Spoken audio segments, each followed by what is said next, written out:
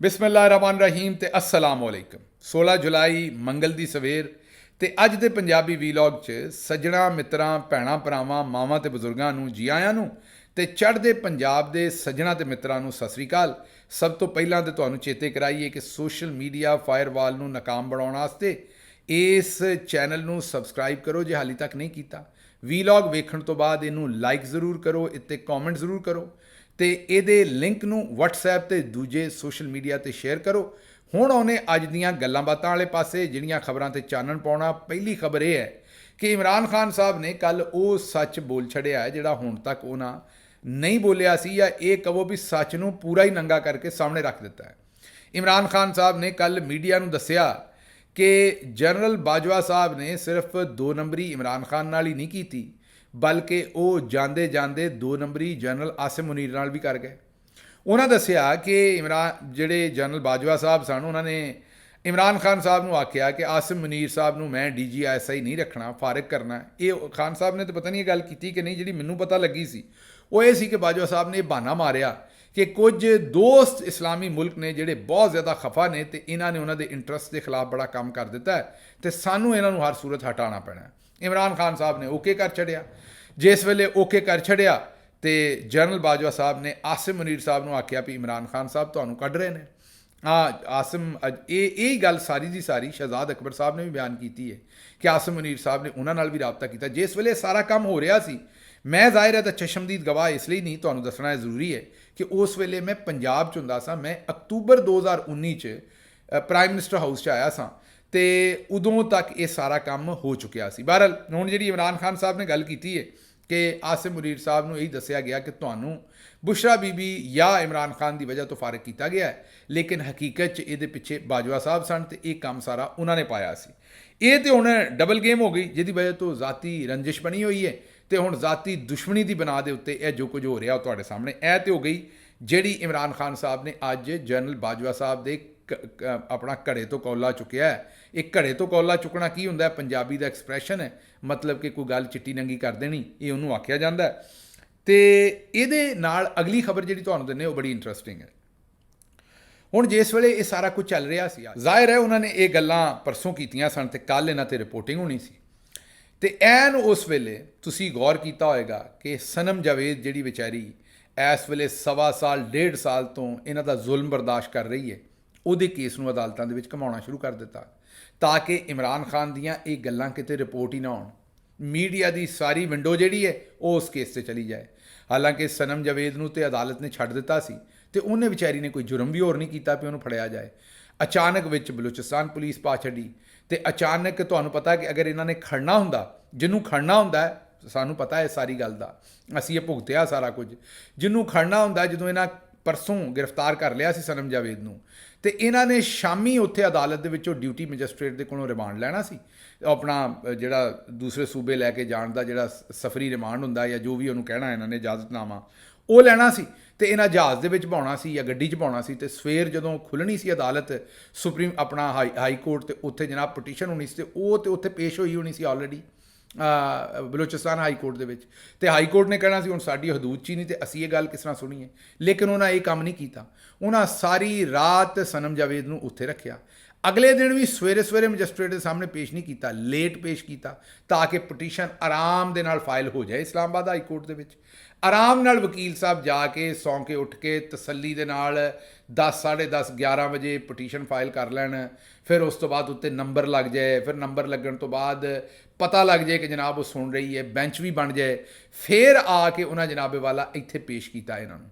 ਹਾਲਾਂਕਿ ਤੁਹਾਨੂੰ ਸਾਰਿਆਂ ਨੂੰ ਪਤਾ ਹੈ ਕਿ ਇਹੋ ਜਿਹੇ ਮੁਕੱਦਮਿਆਂ ਦੇ ਵਿੱਚ ਸਵੇਰੇ 8 ਵਜੇ ਹੀ ਬੰਦੇ ਨੂੰ ਪੇਸ਼ ਕਰ ਦਿੰਦੇ ਨੇ। ਹੁਣ ਵਿਚਾਰੀ ਸਨਮ ਜਾਵੇਦ ਦਾ ਤਾਂ ਕਸੂਰ ਕੋਈ ਨਹੀਂ, ਉਹ ਤਾਂ ਮਜ਼ਲੂਮ ਹੈ, ਉਹਨੂੰ ਤਾਂ ਫੜਿਆ ਹੋਇਆ, ਉਹਨੂੰ ਤਾਂ ਪੁਲਿਸ ਵਾਲਿਆਂ ਪੇਸ਼ ਕਰਨਾ। ਲੇਕਿਨ ਇਹ ਤੁਸੀਂ ਵੇਖੋ ਵੀ ਚੌਧਰੀ ਸਾਹਿਬ ਤੇ ਪੁਲਿਸ ਤੇ ਜ਼ਾਹਿਰ ਹੈ ਹੋਰ ਕਈ ਲੋਕ ਇਹਦੇ ਵਿੱਚ ਸ਼ਾਮਿਲ ਨੇ, ਕਿਰਦਾਰ ਕਈ, ਉਹ ਤੁਹਾਨੂੰ ਆਪ ਹੀ ਪਤਾ ਕਿਹੜੇ ਕਿਰਦਾਰ ਨੇ। ਉਹਨਾਂ ਨੇ ਇਸ ਸਾਰੇ ਮਾਮਲੇ ਨੂੰ ਇਸ ਤਰੀਕੇ ਨਾਲ ਆਰਕੈਸਟ੍ਰੇਟ ਕੀਤਾ ਕਿ ਪਹਿਲਾਂ ਤੇ ਪਰਸੋਂ ਗ੍ਰਿਫਤਾਰ ਹੋ ਗਈਆਂ ਉਹ ਉੱਥੋਂ ਵਿਚਾਰੀਆਂ, ਉਸ ਤੋਂ ਬਾਅਦ ਉਹਨਾਂ ਨੂੰ ਜਿਹੜੀ ਸ਼ਾਮ ਸਾਰੀ ਰਾਤ ਨਹੀਂ ਬਲਕਿ ਸਪਹਿਰ ਦੇ ਟਾਈਮ ਉਹਨਾਂ ਨੂੰ ਗ੍ਰਿਫਤਾਰ ਕੀਤਾ। ਦਿਨ ਸੀ ਚੰਗਾ ਭਲਾ ਜਿਸ ਵੇਲੇ ਗ੍ਰਿਫਤਾਰ ਕੀਤਾ, ਉਹ ਸਾਰੀ ਸਪਹਿਰ ਵੀ, ਸ਼ਾਮ ਵੀ, ਰਾਤ ਵੀ, ਅਗਲੇ ਦਿਨ ਦੀ ਸਵੇਰ ਵੀ, ਅਗਲੇ ਦਿਨ ਦੁਪਹਿਰ ਤੱਕ ਉਹਨਾਂ ਨੂੰ ਜਨਾਬ ਕਿਤੇ ਪੇਸ਼ ਨਹੀਂ ਕੀਤਾ ਔਰ ਉੱਥੇ ਹੀ ਰੱਖਿਆ ਤਾਂ ਕਿ ਹਾਈ ਕੋਰਟ ਜਿਹੜੀ ਡੱਕਦਾ ਹੈ। ਲੇਕਿਨ ਕੀਤਾ ਕੀ ਕਿ ਫਿਰ ਸਾਰਾ ਦਿਨ ਉੱਥੇ ਵੀ ਮੁਕੱਦਮਾ ਚੱਲਿਆ। ਡਿਸਟ੍ਰਿਕਟ ਕੋਰਟ ਦੇ ਵਿੱਚ, ਉਹਦੀਆਂ ਵੀ ਖਬਰਾਂ ਆਉਂਦੀਆਂ ਰਹੀਆਂ। ਪੂਰੀ ਉੱਥੇ ਜਨਾਬ ਕਚਹਿਰੀ ਦੇ ਵਿੱਚ ਪੁਲਿਸ ਹੀ ਪੁਲਿਸ ਲਾ ਦਿੱਤੀ, ਜਿਵੇਂ ਉੱਥੇ ਕੋਈ ਜਨਾਬ ਕਾਲੀ ਚਰਨ ਆਇਆ ਹੋਇਆ ਜਾਂ ਕੋਈ ਬੜਾ ਵੱਡਾ ਦਹਿਸ਼ਤਗਰਦ ਆਇਆ ਹੋਇਆ ਤੇ ਉੱਥੇ ਜਨਾਬ ਪਤਾ ਨਹੀਂ ਫਾਇਰਿੰਗ ਹੋ ਜਾਣੀ ਹੈ। ਪੂਰਾ ਮਾਹੌਲ ਬਣਾਤਾ ਤਾਂ ਕਿ ਮੀਡੀਆ, ਉਹਦੇ ਕੈਮਰੇ, ਸੋਸ਼ਲ ਮੀਡੀਆ ਖੱਪ ਜਾਏ ਉੱਥੇ, ਤੇ ਇਮਰਾਨ ਖਾਨ ਦੀ ਅਸਲ ਸਟੇਟਮੈਂਟ ਜਿਹੜੀ ਮੀਡੀਆ ਤੇ ਨਾ ਆਵੇ। ਉਸ ਤੋਂ ਬਾਅਦ ਜਨਾਬੇ ਵਾਲੀ ਉਹਨਾਂ ਨੇ ਹਾਈ ਕੋਰਟ ਦੇ ਵਿੱਚੋਂ ਫੈਸਲਾ ਆ ਗਿਆ, ਹਾਈ ਕੋਰਟ ਨੇ ਉਹਨਾਂ ਨੂੰ ਛੱਡ ਦਿੱਤਾ। ਛੱਡਣਾ ਹੀ ਸੀ, ਜ਼ਾਹਿਰ ਹੈ। ਹੁਣ ਇਹ ਮੈਨੂੰ ਵੀ ਪਤਾ ਸੀ, ਤੁਹਾਨੂੰ ਵੀ ਪਤਾ ਸੀ ਛੱਡਣਾ ਹੈ, ਤੇ ਅਗਰ ਜਿਨ੍ਹਾਂ ਨੇ ਫੜਿਆ ਸੀ ਉਹਨਾਂ ਵਾਕਈ ਬਲੋਚਿਸਤਾਨ ਲੈ ਕੇ ਜਾਣਾ ਹੁੰਦਾ ਤੇ ਮੈਨੂੰ ਦੱਸੋ ਵੀ ਸਪੈਰ ਦੇ ਟਾਈਮ ਜਦੋਂ ਉਹਨਾਂ ਬਗੈਰ ਵਾਰੰਟ, ਬਗੈਰ FIR ਤੋਂ ਵਕੀਲ ਸਾਹਿਬ ਨੇ ਉਹਨਾਂ ਦੇ ਹਵਾਲੇ ਕਰ ਦਿੱਤੀ ਸੀ ਸਨਮ ਜਾਵੇਦ, ਤੇ ਉਹ ਪੁਲਿਸ ਵਾਲਿਆਂ ਨੇ ਮੈਨੂੰ ਦੱਸੋ ਕਿ ਉੱਥੋਂ ਡਾਇਰੈਕਟ ਮੈਜਿਸਟ੍ਰੇਟ ਦੀ ਅਦਾਲਤ ਜਾ ਕੇ ਰਾਹਦਾਰੀ ਰਿਮਾਂਡ ਲੈਣਾ ਸੀ ਜਾਂ ਉਹਨਾਂ ਜਾ ਕੇ ਸੌਂ ਜਾਣਾ ਸੀ ਆਰਾਮ ਨਾਲ ਸਨਮ ਜਾਵੇਦ ਨੂੰ ਕਿਸੇ ਹਵਾਲਾ 'ਤੇ ਆਪਣਾ ਤਾੜ ਕੇ, ਕਿ ਅਗਲੇ ਦਿਨ ਪਹਿਲਾਂ ਪਟੀਸ਼ਨ ਵਕੀਲ ਸਾਹਿਬ ਆਰਾਮ ਦੇ ਨਾਲ ਤਸੱਲੀ ਨਾਲ ਕਰ ਲੈਣ, ਬੈਂਚ ਵੀ ਬਣ ਜਾਏ, ਸੁਣਵਾਈ ਵੀ ਹੋ ਜਾਏ ਉੱਥੇ ਅਦਾਲਤ ਦੇ ਵਿੱਚ, ਤੇ ਫਿਰ ਜਾ ਕੇ ਕੰਮ ਹੋਵੇ। ਅੱਛਾ, ਦੂਜਾ ਹੁਣ ਇਹਦੇ ਵਿੱਚ ਹੋਣਾ ਹੈ ਜੀ ਕਿ ਉਹ ਬਲੋਚਿਸਤਾਨ ਤੋਂ ਅਸਲ ਦੇ ਵਿੱਚ ਪੁਲਿਸ ਆਉਣੀ ਸੀ ਨਾ, ਤੇ ਇਸ ਵਜ੍ਹਾ ਤੋਂ ਉਹ ਭਾਈ ਜੀ ਇੱਥੇ ਬਲੋਚਿਸਤਾਨ ਹਾਊਸ ਹੈਗਾ ਇਸਲਾਮਾਬਾਦ ਦੇ ਵਿੱਚ, ਉੱਥੋਂ ਹੀ ਪੁਲਿਸ ਆ ਜਾਂਦੀ ਜਦੋਂ ਆਉਣੀ ਹੋਵੇ। ਅੱਛਾ, ਦੂਜੀ ਗੱਲ, ਜਦੋਂ ਇਹੋ ਜਿਹੀਆਂ ਕਾਰਵਾਈਆਂ ਪੈਣੀਆਂ ਹੋਣ ਤੇ ਖਸੂਸੀ ਤਿਆਰੇ ਆਉਂਦੇ ਨੇ, ਉਹ ਖਸੂਸੀ ਤਿਆਰਿਆਂ ਤੇ ਬੰਦੇ ਨੇ 1.5 ਘੰਟੇ 2 ਘੰਟੇ 'ਚ ਉੱਥੋਂ ਪਾਰਟੀ ਨੇ ਆ ਜਾਣਾ ਸੀ। ਸ਼ਾਮੀ 6 ਵਜੇ 7 ਵਜੇ 8 ਵਜੇ 9 ਵਜੇ 10 ਵਜੇ ਡਿਊਟੀ ਮੈਜਿਸਟ੍ਰੇਟ ਦੇ ਕੋਲ ਪੇਸ਼ ਕਰਕੇ ਰਿਮਾਂਡ ਲੈ ਕੇ ਤੇ ਉਹਨਾਂ ਗਾਂਹ ਜਾਣਾ ਸੀ। ਇਸੇ ਤਰੀਕੇ ਨਾਲ ਜੇ ਚਲੋ ਸ਼ਾਮ ਨੂੰ ਤੁਸੀਂ ਆਂਦੇ ਹੋ ਜੀ, ਨਹੀਂ ਹੋ ਸਕਦਾ ਸੀ। ਤੇ ਅਸੀਂ ਵੇਖਿਆ ਹੋਇਆ ਜਿਹੜੇ ਮੁਕੱਦਮਿਆਂ 'ਚ, ਮੈਂ ਖੁਦ ਵੇਖਦਾ ਰਿਹਾ ਕਿ ਜਿਹੜੇ ਮੁਕੱਦਮਿਆਂ 'ਚ ਇੱਕ ਮੁਕੱਦਮਾ ਸੀ, ਚਲੋ ਮੈਂ ਜ਼ਿਕਰ ਨਹੀਂ ਕਰਦਾ, ਉੱਥੇ ਅਸੀਂ ਪਟੀਸ਼ਨ ਪਾ ਕੇ ਹਾਈ ਕੋਰਟ ਬੈਠੇ ਸਾਂ, ਤੇ ਉਸ ਵੇਲੇ ਬੰਦਾ ਜਿਹੜਾ ਉਹ ਹਾਈ ਕੋਰਟ ਦੇ ਸਾਹਮਣੇ ਉਹਦੀ ਨਿਗਾਹ ਕੇ, ਮਤਲਬ ਹਾਈ ਕੋਰਟ ਦੇ ਜੱਜ ਸਾਹਿਬ ਨੇ ਸੁਣ ਵੀ ਲਿਆ ਸੀ ਮੁਕੱਦਮਾ, ਉਸ ਦੇ ਬਾਵਜੂਦ ਉਹ ਬੰਦਾ ਜਿਹੜਾ ਸਾਹਮਣੇ ਉਹਦੀ ਹਾਈ ਕੋਰਟ ਦੇ ਨਿਗਾਹ ਕੇ ਤੋਂ ਲੈ ਗਏ ਸਨ, ਤੇ ਉਹਨਾਂ ਅਦਾਲਤ 'ਤੇ ਪੇਸ਼ ਨਹੀਂ ਸੀ ਕੀਤਾ, ਬਾਅਦ ਝੂਠ ਮਾਰ ਦਿੱਤਾ ਸੀ ਕਿ ਬੰਦਾ ਤਾਂ ਬੜੀ ਦੇਰ ਦਾ ਇੱਥੋਂ ਲੈ ਗਏ ਕੱਢ ਕੇ। ਤੇ ਇਸ ਵਜ੍ਹਾ ਤੋਂ ਇਹ ਸਾਰਾ ਦਿਨ ਵਿਚਾਰੀ ਸਨਮ ਜਾਵੇਦ ਜਿਹੜੀ ਹੈ ਉਹਨੂੰ ਵੀ ਅਦਾਲਤਾਂ 'ਚ ਖੁਆਰ ਕੀਤਾ, ਉਹਦੀ ਫੈਮਿਲੀ ਨੂੰ ਵੀ ਵਿਚਾਰੀ ਨੂੰ ਖੁਆਰ ਕੀਤਾ, ਔਰ ਡਰਾਮਾ ਸਾਰੇ ਦਾ ਸਾਰਾ ਜਿਹੜਾ ਇਹ ਕਰਨਾ ਚਾਹ ਰਹੇ ਸਨ ਉਹ ਸੀ ਕਿ ਇਮਰਾਨ ਖਾਨ ਨੇ ਉਹ ਜਿਹੜਾ ਤਗੜਾ ਸੱਚ ਬੋਲਿਆ ਸੀ ਕਿ ਜ਼ਾਤੀ ਦੁਸ਼ਮਣੀ ਦੀ ਵਜ੍ਹਾ ਤੋਂ ਸਭ ਕੁਝ ਹੋ ਰਿਹਾ, ਉਹ ਕਿਤੇ ਮੀਡੀਆ 'ਤੇ ਰਿਪੋਰਟ ਨਾ ਹੋ ਜਾਏ। ਪਹਿਲੀ ਗੱਲ ਤੇ ਤੁਹਾਨੂੰ ਇਹ ਦੱਸਣੀ ਸੀ। ਅੱਛਾ ਜੀ, ਹੁਣ ਅਗਲੇ ਪਾਸੇ ਆਉਣੇ, ਅਗਲੇ ਪਾਸੇ ਜੀ ਕਿ PML, ਤੁਹਾਨੂੰ ਪਤਾ ਹੀ ਹੈ ਕਿ ਉਹ ਡੰਟੋਨਕ ਸਾਹਿਬ ਨੇ, ਮੇਰੀ ਪਹਿਲੀ ਤੇ ਮਾਜ਼ਰਤ, ਮੈਨੂੰ ਪਤਾ ਕਿਸੇ ਦਾ ਨਾਂ ਨਹੀਂ ਵਿਗਾੜਨਾ ਚਾਹੀਦਾ, ਜ਼ਾਹਿਰ ਹੈ ਮਾਂ ਪਿਓ ਨੇ ਚੰਗਾ ਨਾਂ ਰੱਖਿਆ, ਮਾਂ ਪਿਓ ਵੀ ਚੰਗੇ ਹੋਣਗੇ, ਮਾਵਾਂ ਤੇ ਪਿਓ ਤੇ ਚੰਗੇ ਹੀ ਹੁੰਦੇ ਨੇ, ਉਹ ਕਿਸੇ ਦੇ ਵੀ ਹੋਣ, ਤੁਹਾਡੇ ਸਿਆਸੀ ਮੁਖਾਲਿਫ ਦੇ ਹੋਣ, ਕਿਸੇ ਹੋਰ ਦੇ ਹੋਣ, ਮਾਵਾਂ ਔਰ ਭੈਣਾਂ ਸਾਂਝੀਆਂ ਹੁੰਦੀਆਂ ਨੇ। ਹਾਂ, ਲੇਕਿਨ ਡੰਟੋਨਕ ਸਾਹਿਬ ਐਡੇ ਬੇਸ਼ਰਮ ਨੇ ਕਿ ਲੋਕਾਂ ਦੀਆਂ ਮਾਵਾਂ ਨੂੰ ਗਾਲਾਂ ਕੱਢਦੇ ਨੇ। ਇਸ ਵਜ੍ਹਾ ਤੋਂ ਮੈਨੂੰ ਗਿਲਾ ਹੈ, ਇਹਨਾਂ ਦੀ ਵਾਲਦਾ ਦੇ ਨਾਲ ਮੇਰਾ ਗਿਲਾ, ਜਿਹੜੀ ਸਾਡੀ ਵੀ ਵਾਲਦਾ ਹੈ, ਕਿ ਇਹਦੀ ਇਸ ਗੱਲ 'ਤੇ ਥੋੜ੍ਹੀ ਜਿਹੀ ਤਰਬੀਅਤ ਕਰੋ। ਮਾਂ ਨਵਾਜ਼ ਸ਼ਰੀਫ ਸਾਹਿਬ ਦੀ ਹੋਵੇ, ਮਰੀਮ ਬਾਜੀ ਦੀ ਹੋਵੇ, ਜਾਂ ਅਤਾ ਤਾਰੜ ਸਾਹਿਬ ਦੀ ਹੋਵੇ, ਜਾਂ ਕਿਸੇ ਦੀ ਵੀ ਹੋਵੇ, ਮਾਵਾਂ ਹੀ ਹੁੰਦੀਆਂ ਨੇ ਔਰ ਸਾਂਝੀਆਂ ਹੁੰਦੀਆਂ ਨੇ। ਬਹਰਹਾਲ ਚਲੋ, ਆਪਣੀ ਆਪਣੀ ਤਰਬੀਅਤ ਦੀ ਗੱਲ ਹੈ, ਇਹ ਕਿਤੇ ਖੁੰਝ ਗਏ ਹੋਣਗੇ ਘਰ ਵਾਲੇ ਇਹਨਾਂ ਨੂੰ ਇਹ ਤਮੀਜ਼ ਦੇਣ ਤੋਂ। ਲੇਕਿਨ ਬਹਰਹਾਲ ਚਲੋ, ਡੰਟੋਨਕ ਸਾਹਿਬ ਦੇ ਨਾਲ ਮੇਰਾ ਜਿਹੜਾ ਇੱਕ ਜ਼ਾਤੀ ਮੇਰੀ ਜਿਹੜੀ ਹੈ ਕਿ ਮੈਂ ਇਹਨਾਂ ਦਾ ਐਵੇਂ ਹੀ ਡੰਟੋਨਕ ਨਾਂ ਪਾ ਬੈਠਾ ਸਾਂ। ਮੈਨੂੰ ਕਿੱਥੋਂ ਪਤਾ ਸੀ ਵੀ ਐਡਾ ਮਸ਼ਹੂਰ ਹੋ ਜਾਣਾ ਕਿ ਸਾਰਿਆਂ ਨੇ ਇਹਨਾਂ ਨੂੰ ਡੰਟੋਨਕ ਕਹਿਣਾ ਸ਼ੁਰੂ ਕਰ ਦੇਣਾ। ਇੱਕ ਪ੍ਰੈਸ ਕਾਨਫਰੰਸ ਦੇ ਵਿੱਚ ਮੇਰੇ ਮੂੰਹ ਐਵੇਂ ਹੀ ਨਿਕਲ ਗਿਆ, ਉਹ ਵੀ ਇਸ ਤੋਂ ਨਿਕਲਿਆ ਵੀ ਉਹ ਮੁਸ਼ਾਬਤ ਸੀ, ਇਹਨਾਂ ਦੀ ਕੋਈ ਸ਼ਕਲ ਤੇ ਰੱਬ ਨੇ ਬੜੀ ਸੋਹਣੀ ਦਿੱਤੀ ਇਹਨਾਂ ਨੂੰ, ਇਹਨਾਂ ਦੀਆਂ ਹਰਕਤਾਂ ਦੀ ਮੁਸ਼ਾਬਤ ਸੀ। ਉਹ ਜਿਵੇਂ ਉਹ ਬਾਂਦਰ ਉਂਗਲ ਕੱਢ ਕੇ ਜਿਹੜਾ ਉਹ ਜਨਾਬ ਉਹ ਡੰਟੋਨਕ ਦੇ ਬੋਰਡ ਦੇ ਉੱਤੇ ਕੀ ਕਰਦਾ ਸੀ, ਚੇਤਾ ਹੋਏਗਾ ਤੁਹਾਨੂੰ, ਤੇ ਉਹ ਮੈਂ ਡੰਟੋਨਕ ਵਾਲਾ ਬਾਂਦਰ ਕਹਿ ਬੈਠਾ, ਤੇ ਉਹ ਹੁਣ ਉੱਥੋਂ ਜਿਹੜਾ ਜਨਾਬ ਇਹਨਾਂ ਦੀ ਛੇੜ ਪਈ ਹੋਈ ਹੈ, ਸਾਰੀ ਦੁਨੀਆ ਹੀ ਡੰਟੋਨਕ ਆਖਦੀ ਹੈ। ਬਹਰਹਾਲ ਉਹਦੇ ਵਾਸਤੇ ਮੇਰੀ ਮਾਜ਼ਰਤ, ਨਾਂ ਨਹੀਂ ਸੀ ਮੈਨੂੰ ਵਿਗਾੜਨਾ ਚਾਹੀਦਾ, ਪਰ ਹੁਣ ਤੇ ਇਹ ਅੱਲ ਪੈ ਗਈ ਇਹਨਾਂ ਦੀ। ਹੁਣ ਤੇ ਇਸ ਤੋਂ ਇਹ ਕੰਮ ਜਿਹੜਾ ਅੱਲ ਕੀ ਹੁੰਦੀ ਹੈ, ਉਹ ਆਲਸੋ ਨੋਨ ਐਜ਼, ਉਹਨੂੰ ਤੁਸੀਂ ਅੰਗਰੇਜ਼ੀ 'ਚ ਸਮਝੋ, ਉਹਨੂੰ ਅੱਲ ਆਉਂਦੇ ਨੇ। ਤੇ ਖੈਰ, ਡੰਟੋਨਕ ਸਾਹਿਬ ਨੇ ਆਖਿਆ ਵੀ PTI 'ਤੇ ਪਾਬੰਦੀ ਲਾਉਣੀ। ਇਹਦੇ ਉੱਤੇ ਜਿਹੜੀ ਸ਼ਾਹਿਦ ਖਾਨ ਅਬਾਸੀ ਸਾਹਿਬ ਨੇ, ਦੂਜੇ ਸਾਰੇ ਲੋਕ, ਇਹਨਾਂ ਨੇ ਆਖਿਆ ਵੀ ਬੜੀ ਬੇਹੂਦਾ ਗੱਲ ਹੈ, ਇਹ ਨਹੀਂ ਹੋਣੀ ਚਾਹੀਦੀ, ਇਹ ਕਿਹੜਾ ਕੰਮ ਕਰ ਰਹੇ ਨੇ। ਲੇਕਿਨ ਇਹਦੇ ਵਿੱਚ ਮੈਂ ਤੁਹਾਨੂੰ ਇੱਕ ਹੀ ਗੱਲ ਇਹਦੇ ਵਿੱਚ ਮੈਂ ਦੱਸ ਸਕਦਾ ਕਿ ਈਵਨ ਇਹਨਾਂ ਦੇ ਆਪਣੇ ਇਹਨਾਂ ਦੇ ਕੋਲ ਜਿਹੜੀ ਆਪਣੀ ਸੂਰਤ ਹਾਲ, ਇਹਨਾਂ ਦੇ ਆਪਣੇ ਅੰਦਰ ਦੇ ਲੋਕ ਨੇ, ਇਹ ਮੈਂ ਨਹੀਂ ਆਂਦਾ, ਨਈਮ ਅਸ਼ਰਫ ਬੱਟ ਸਾਹਿਬ ਨੇ ਸਟੋਰੀ ਕੀਤੀ। ਨਈਮ ਅਸ਼ਰਫ ਬੱਟ ਇੱਕ ਤਗੜੇ ਰਿਪੋਰਟਰ ਨੇ, ARY ਦੇ ਵਿੱਚ ਨੇ, ਉਹਨਾਂ ਨੇ ਇਹ ਸਟੋਰੀ ਕੀਤੀ ਹੈ ਔਰ ਉਹਨਾਂ ਦੱਸਿਆ ਕਿ ਨੂਨ ਲੀਗ ਦੇ ਜਿਹੜੇ 8-10 ਵੱਡੇ ਨੇ ਨਾ, ਉਹਨਾਂ ਦੇ ਵਿੱਚੋਂ ਚੰਦ ਬੰਦਿਆਂ ਨੂੰ ਮੀਟਿੰਗ ਦੇ ਵਿੱਚ ਨਹੀਂ ਸੱਦਿਆ ਗਿਆ, ਉਹ ਮੀਟਿੰਗ ਹੀ ਕੈਂਸਲ ਕਰ ਦਿੱਤੀ ਗਈ ਜਿੱਥੇ ਇਹ ਤੈਅ ਹੋਇਆ। ਉਹਨਾਂ ਨਈਮ ਅਸ਼ਰਫ ਬੱਟ ਸਾਹਿਬ ਦੇ ਨਾਲ ਗੱਲਬਾਤ ਕੀਤੀ, ਜਿਹੜੇ ਸੀਨੀਅਰ ਇਹਨਾਂ ਦੇ ਲੋਕ ਨੇ। ਉਹਨਾਂ ਕਿਹਾ ਜੀ ਅਸੀਂ ਤੇ ਇਸ ਗੱਲ ਦੇ ਖਿਲਾਫ ਹੈ ਕਿ PTI ਦੇ ਉੱਤੇ ਪਾਬੰਦੀ ਲਾਈ ਜਾਵੇ, ਇਹ ਹਕੂਮਤ ਇਸਤੇਮਾਲ ਹੋ ਰਹੀ ਹੈ ਐਸਟੈਬਲਿਸ਼ਮੈਂਟ ਦੇ ਹੱਥੋਂ, ਔਰ ਅਸੀਂ ਇਹਦੇ ਹੱਕ 'ਚ ਨਹੀਂ ਹੈਗੇ, ਤੇ ਇਹ ਬਾਅਦ ਨੂੰ ਹੱਥਾਂ ਦੀਆਂ ਦਿੱਤੀਆਂ ਗੰਢਾਂ ਜਿਹੜੀਆਂ ਨੇ ਇਹ ਮੂੰਹ ਨਾਲ ਖੋਲ੍ਹਣੀਆਂ ਪੈਣੀਆਂ ਨੇ। ਮਤਲਬ ਕਿ ਨੂਨ ਲੀਗ ਦੇ ਅੰਦਰ ਵੀ ਲੋਕੀ ਨਹੀਂ ਚਾਹੁੰਦੇ ਕਿ ਪਾਕਿਸਤਾਨ ਤਹਿਰੀਕ-ਏ-ਇਨਸਾਫ 'ਤੇ ਕੋਈ ਪਾਬੰਦੀ ਲੱਗੇ। ਦੂਜੀ ਖਬਰ ਤੇ ਤੁਹਾਨੂੰ ਪਤਾ ਲੱਗ ਹੀ ਗਿਆ ਵੀ ਕਾਜ਼ੀ ਫਾਇਜ਼ ਈਜ਼ਾ ਸਾਹਿਬ ਨੰਗੇ ਚਿੱਟੇ ਹੋ ਕੇ ਸਾਹਮਣੇ ਆ ਗਏ ਨੇ, ਖੁੱਲ੍ਹ ਕੇ ਸਾਹਮਣੇ ਉਹਨਾਂ ਲਾ ਕੇ ਪੀ ਲਈਏ, ਤੇ ਉਹਨਾਂ ਹੁਣ 4 ਐਡਹੌਕ ਜੱਜ ਅਪਾਇੰਟ ਕਰਨ ਦਾ ਫੈਸਲਾ ਕੀਤਾ ਹੈ ਰਿਟਾਇਰਡ ਜੱਜਾਂ ਨੂੰ। ਜੱਜ ਵੀ ਉਹ ਜੇ ਵੀ ਜਿਹੜੇ ਉਹਨਾਂ ਦੇ ਆਪਣੇ ਹੀ ਬੰਦੇ ਨੇ, ਚੌਧਰੀ ਸਾਹਿਬ ਦੇ ਪਹਿਲਾਂ ਵੀ ਸਾਰੇ ਗੰਦੇ ਕੰਮ ਉਹਨਾਂ ਵਾਸਤੇ ਕਰਦੇ ਰਹੇ ਨੇ ਮਾਜ਼ਰਤ ਨਾਲ, ਤੇ ਉਹ ਜੱਜ ਲਾ ਕੇ ਤੇ ਹੁਣ ਸੁਪਰੀਮ ਕੋਰਟ ਦੇ ਜੱਜਾਂ ਦੀ ਤਾਦਾਦ 15 ਤੋਂ 19 ਕਰ ਦੇਣਗੇ, ਤਾਂ ਕਿ ਅਗਰ ਤਹਿਰੀਕ ਇਨਸਾਫ ਤੇ ਪਾਬੰਦੀ ਲਾਉਣੀ ਹੈ ਜਾਂ ਕੋਈ ਹੋਰ ਕਾਰਵਾਈ ਹੈ ਮਖਸੂਸ ਨਸ਼ਿਸਤਾਂ ਦੇ ਵਿੱਚ ਪਾਉਣੀ ਹੈ, ਤੇ ਉਹ 8-5 ਵਾਲਾ ਬੈਂਚ ਜਿਹੜਾ ਉਹ 8-9 ਹੋ ਜਾਏ ਤੇ ਮਰਜ਼ੀ ਦਾ ਫੈਸਲਾ ਲੈ ਲੈਣ 9 ਜੱਜਾਂ ਦੇ ਕੋਲੋਂ। ਇਹ ਕੰਮ ਜਿਹੜਾ ਜਨਾਬ ਉਹਨਾਂ ਨੇ ਪਾਉਣ ਦੀ ਕੋਸ਼ਿਸ਼ ਕੀਤੀ, ਤੇ ਇਹ ਤੇ PMLN ਜਿਹੜੀ ਹੈ ਉਹ ਵੀ ਨਾਲ ਨਹੀਂ ਹੈ। ਅੱਛਾ ਜੀ, ਮੁਸ਼ਾਹਿਦ ਹੁਸੈਨ ਸੈਯਦ ਸਾਹਿਬ ਨੇ ਆਖਿਆ ਹੈ ਕਿ ਖੁਦਾ ਜਦੋਂ ਕਿਸੇ ਨੂੰ ਤਬਾਹ ਕਰਨਾ ਚਾਹੁੰਦਾ ਹੈ ਤੇ ਤਬਾਹ ਜਿਹਨੂੰ ਕਰਨਾ ਹੁੰਦਾ ਉਹਨੂੰ ਪਾਗਲ ਵੀ ਬਣਾ ਦਿੰਦਾ ਹੈ। ਉਹਨਾਂ ਆਖਿਆ ਵੀ ਇਹ ਜਿਹੜੀ ਮੌਜੂਦਾ ਹਕੂਮਤ ਹੈ ਨਾ, ਇਹਨੇ ਹੁਣ ਤਬਾਹ ਹੋਣਾ ਹੈ ਤੇ ਇਹ ਪਾਗਲ ਹੋ ਗਏ ਨੇ ਬਿਲਕੁਲ। ਅੱਛਾ, ਇਹ ਹੋਣਾ ਜਿਹੜੀ ਤਹਿਰੀਕ ਇਨਸਾਫ ਤੇ ਜ਼ਾਹਿਰ ਹੈ ਪਾਬੰਦੀਆਂ ਔਰ ਸਾਰੀਆਂ ਗੱਲਾਂ। ਇਹਦੇ ਵਿੱਚ ਇੱਕ ਬੜਾ ਮੁਨੀਬ ਫਾਰੂਕ ਸਾਹਿਬ ਨੇ ਬੜਾ ਜ਼ਬਰਦਸਤ ਬਿਆਨ ਦਿੱਤਾ, ਤੁਹਾਨੂੰ ਵਿਖਾ ਵੀ ਦਿੰਦੇ।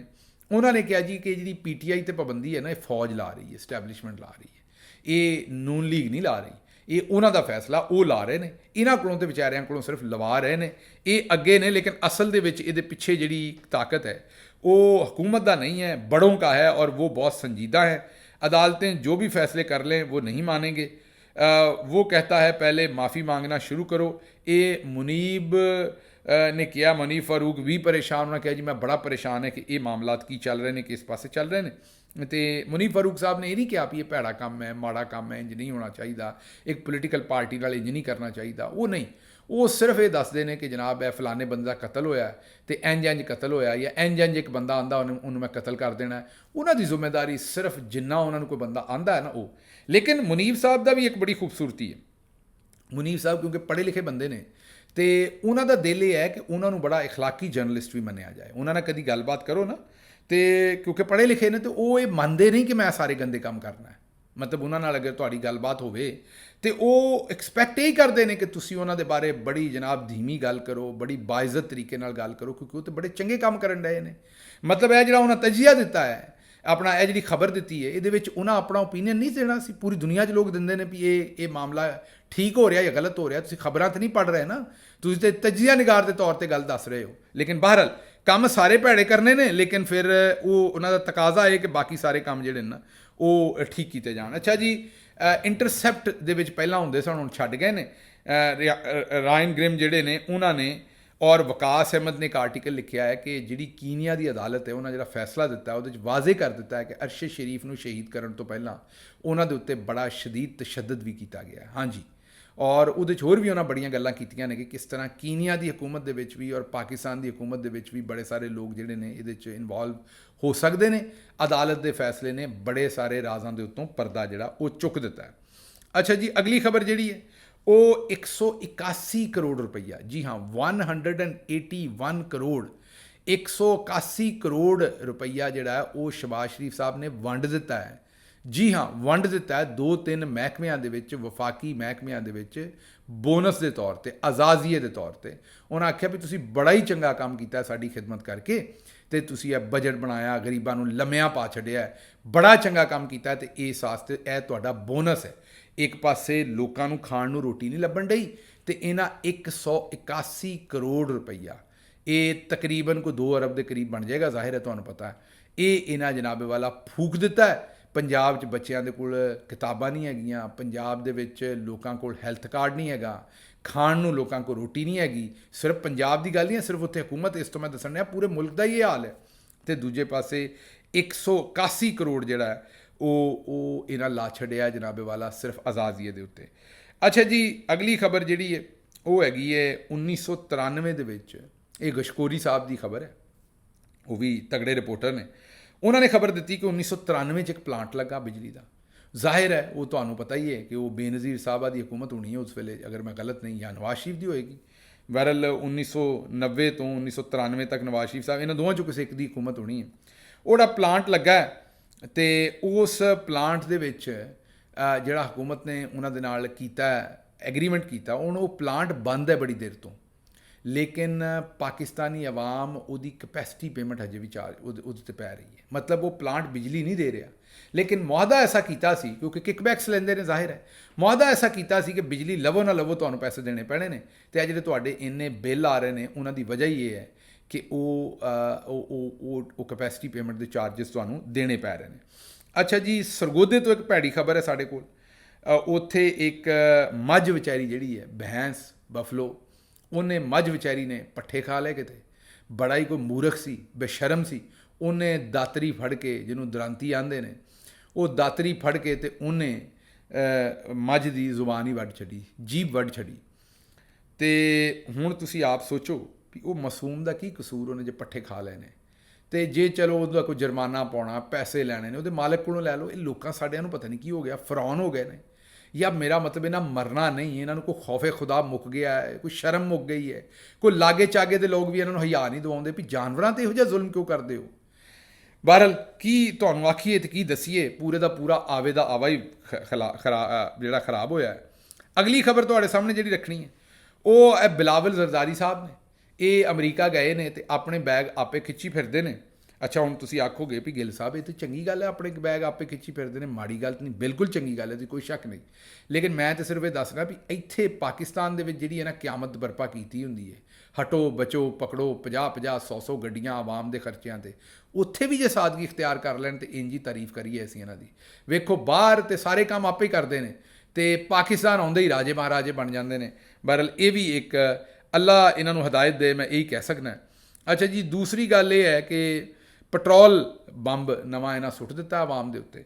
ਜਿਹੜਾ ਇਸ ਵੇਲੇ ਮਹਿੰਗਾਈ ਨਾਲ ਪਿਸੀ ਹੋਈ ਆਵਾਮ ਹੈ, ਪੈਟਰੋਲ 9 ਰੁਪਈਏ 99 ਪੈਸੇ। ਹੁਣ ਜ਼ਰਾ ਰੇਟ ਚੈੱਕ ਕਰੋ, 9 ਰੁਪਈਏ 99 ਪੈਸੇ, 9.99। ਉਹ ਮੂਰਖੋ 10 ਰੁਪਈਏ ਸਿੱਧੇ ਹੀ ਕਰਦੇ ਹੋ। ਮਤਲਬ ਇੱਕ ਪੈਸਾ ਘੱਟ ਰੱਖਿਆ ਤਾਂ ਕਿ ਲੋਕਾਂ ਨੂੰ ਲੱਗੇ 10 ਰੁਪਈਏ ਨਹੀਂ ਕੀਤਾ। ਮਤਲਬ 10 ਰੁਪਈਏ ਪੈਟਰੋਲ ਮਹਿੰਗਾ ਕਰ ਦਿੱਤਾ ਅਤੇ ਡੀਜ਼ਲ ਜਿਹੜਾ ਉਹ 6.25 ਰੁਪਈਏ ਜਿਹੜਾ ਉਹ ਮਹਿੰਗਾ ਕਰ ਦਿੱਤਾ ਅਤੇ ਫੀ ਲੀਟਰ ਦੀ ਗੱਲ ਕਰਨ ਨੇ। ਅਤੇ ਇਹਦੇ ਨਾਲ ਹੁਣ ਮਹਿੰਗਾਈ ਹੋਰ ਵੱਧ ਜਾਣੀ ਹੈ, ਤੁਹਾਡੇ ਸਾਹਮਣੇ ਹੀ ਹੈ। ਜੋ ਕੁਝ ਵੀ ਜਦੋਂ ਪੈਟਰੋਲ ਮਹਿੰਗਾ ਹੁੰਦਾ ਤਾਂ ਉਸ ਵੇਲੇ ਸਾਰਾ ਕੁਝ ਜਿਹੜਾ ਉਹ ਮਹਿੰਗਾ ਹੋ ਜਾਂਦਾ। ਅੱਛਾ ਜੀ, ਅਗਲੀ ਖਬਰ ਜਿਹੜੀ ਤੁਹਾਡੇ ਸਾਹਮਣੇ ਅਸੀਂ ਰੱਖਣੀ ਹੈ, ਉਹ ਖਬਰ ਮੈਂ ਜਿਸ ਤਰ੍ਹਾਂ ਤੁਹਾਨੂੰ ਦੱਸਿਆ ਕਿ ਬਾਂਦਰਾਂ ਹੱਥ ਹੈ ਜਿਹੜੀ ਮਾਚਿਸ ਆਈ ਹੈ, ਇਹ ਜਿਹੜੀ ਤਹਿਰੀਕ ਇਨਸਾਫ ਦੇ ਉੱਤੇ ਪਾਬੰਦੀ ਲਾਉਣੀ, ਇਹ 'ਤੇ ਕਾਸ਼ਫ ਅਬਾਸੀ ਸਾਹਿਬ ਨੇ ਤਜਜ਼ੀਆ ਕੀਤਾ ਹੈ ਕਿ ਮਦਾਰੀ ਡੁਗਡਗੀ ਵਜਾ ਰਿਹਾ ਹੈ, ਹਕੂਮਤ 'ਚ ਬੈਠੇ ਸਿਆਸਤਦਾਨ ਜਿਹੜੇ ਨੇ ਕਰਤੱਵ ਦਿਖਾ ਰਹੇ ਨੇ। ਅਤੇ ਮਤਲਬ ਡੁਗਡਗੀ ਤਾਂ ਤੁਹਾਨੂੰ ਪਤਾ ਬਾਂਦਰ ਹੀ ਕਰਤੱਵ ਦਿਖਾਉਂਦੇ ਨੇ। ਅਤੇ ਉਹਨਾਂ ਵੀ ਡੰਟੋਨਕ ਸਾਹਿਬ ਨੂੰ ਜਿਹੜਾ, ਉਹਨੂੰ ਮੇਰਾ ਕਸੂਰ ਨਹੀਂ ਹੈ, ਡੰਟੋਨਕ ਸਾਹਿਬ ਸਾਰੀ ਦੁਨੀਆ ਹੀ ਆਖਣ ਡਈ ਹੈ, ਮੈਂ ਕੀ ਕਰਾਂ, ਕਰਤੂਤਾਂ ਹੀ ਤੁਹਾਡੀਆਂ ਮਾੜੀਆਂ ਨੇ। ਅੱਛਾ ਜੀ, ਹੁਣ ਮੈਨੂੰ ਦਿਓ ਇਜਾਜ਼ਤ, ਤੇ ਰੱਬ ਰਾਖਾ।